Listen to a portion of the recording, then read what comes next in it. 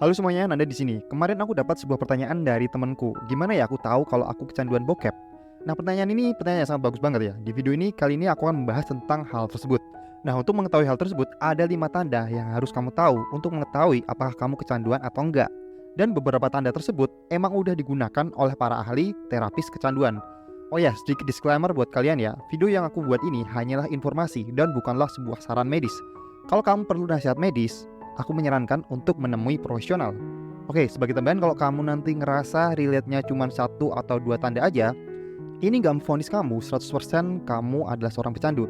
Tapi kalau kamu ngerasa hampir semua tanda-tanda ini ada di kamu, ini bisa menjadi sebuah indikator besar yang mengarah bahwa kamu ada kecenderungan seorang pecandu bokep. Oke, tanda pertama adalah kamu tahu akibatnya, tapi kamu gak bisa berhenti. Awalnya mungkin kamu ngerasa nonton dikit doang gak bakal ngaruh di mental kamu. Tapi makin kesini, makin kamu sering nonton, makin banyak problem dalam hidupmu. Seperti contohnya, produktivitasmu menurun, kurang fokus, atau bahkan sampai masalah dengan partner atau pasangan kamu. Anehnya, kamu udah ngerasa problem itu mengganggu hidupmu, tapi kamu nggak tahu gimana cara menghentikannya. Oke, lanjut. Tanda kedua yaitu kamu menggunakan bokep untuk mengatur suasana hatimu. Nah, kalau kamu udah mulai menggunakan pornografi untuk menghilangkan stres, kecemasan, atau kebosanan kamu harus cukup waspada ya. Nah, dari beberapa jurnal ilmiah sendiri mengatakan bahwa ada 2 faktor utama kenapa orang bisa kecanduan pornografi. Yang pertama adalah untuk pelarian stres, dan yang kedua yang paling sering banget adalah untuk mengatasi kebosanan. Kalau kamu gak punya alternatif kegiatan untuk mengatasi 2 hal tersebut, itu tandanya kamu udah mulai ketergantungan. Oke, lanjut. Tanda ketiga yaitu adalah ketika kamu udah mulai nonton bokep yang ekstrim. Satu indikator besar yang sangat berhubungan dengan apapun yang bersifat kecanduan adalah batas toleransi. Kayak peminum, di awal perkenalan meminum alkohol, mungkin setengah gelas aja udah ngerasa puyeng dan udah ngerasa cukup. Nah, semakin rutin dia meminum setengah gelas setiap hari, batas toleransi tubuh terhadap efek alkohol pun telah dilampauinya. Begitu udah lebih batas toleransi, pecandu apapun akan mulai mengkonsumsi lebih banyak atau mencoba menemukan barang atau hal-hal yang lebih strong atau kuat. Nah, ini juga berlaku untuk kecanduan bokep ya. Mungkin di awal kamu cuma nonton video-video bokep normal dan kamu bisa terangsang sampai akhirnya di titik dimana kamu udah gak lagi terangsang untuk nonton video-video yang normal dan mulai menjelajahi hal-hal yang lebih ekstrim. Gak usah tanya ya bokep-bokep ekstrim itu kayak apa.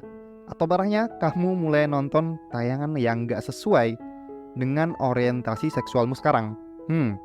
Hati-hati ya.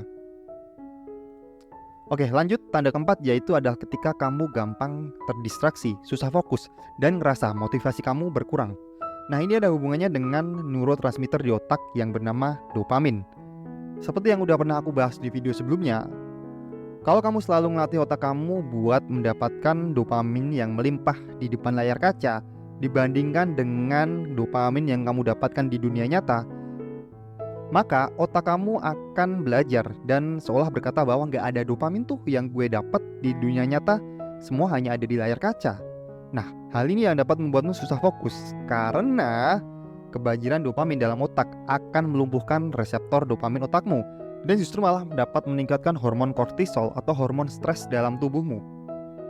Nah, sehingga kalau hidup dan motivasimu buat fokus kerja di dunia nyata berkurang, ya karena emang gak cukup dopamin di otakmu dan cuman ada kortisol yang bikin hidup kamu lebih stres. Stres ya hanya bikin hidup kita uring-uringan dan jadi pemarah. Oke, selanjutnya tanda kelima yaitu craving atau sakau. Dimana ketika kebutuhanmu untuk nonton bokep udah seperti kebutuhan fisikmu, seperti makan, minum, dan istirahat. Kebutuhan nonton bokep udah seperti kebutuhan yang vital bagi dirimu untuk bertahan hidup.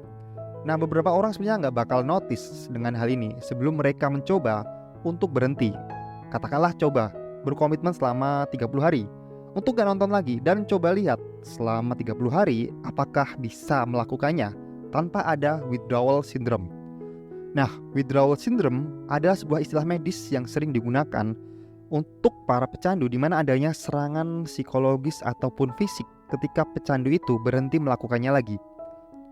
Apakah kamu ngerasa lempeng-lempeng aja, gak ada dorongan seksual yang berlebihan ketika memutuskan untuk berhenti selama 30 hari? Atau kamu malah jadi moody, dorongan seksual kamu jadi tinggi, atau bahkan sampai sakau? Just try it, percayalah. Kamu bakal lebih mudah untuk menyelesaikan masalahmu kalau kamu sendiri udah aware sama masalahnya. Nah, itulah 5 tanda-tanda apabila kamu udah mulai kecanduan bokep. Mungkin akurasinya nggak bisa 100% ya, tapi kalau kamu ngerasa beberapa tanda ini ada pada dirimu, ya itu bisa menjadi sebuah indikator yang dapat membantumu untuk mengatasi masalah kecanduanmu. Sekali lagi, jangan pernah menyerah ya. Kecanduan bokep mungkin dipandang oleh orang sebagai hal yang normal. Kita belum ngomongin secara ilmiah ya gimana efek bokep pada otakmu. Tapi kembali lagi, kalau misal hal ini udah mengganggu hidupmu, ya udah saatnya kamu berubah. Nah, sebagai mantan pecandu bokep, aku pengen bantu kalian semua yang masih berjuang dalam hal ini. Aku udah bikin panduan 90 hari bebas pornografi yang udah aku tulis berdasarkan pengalamanku dulu. Kamu bisa download gratis di link dalam deskripsi ya. Oke, sampai jumpa di video selanjutnya.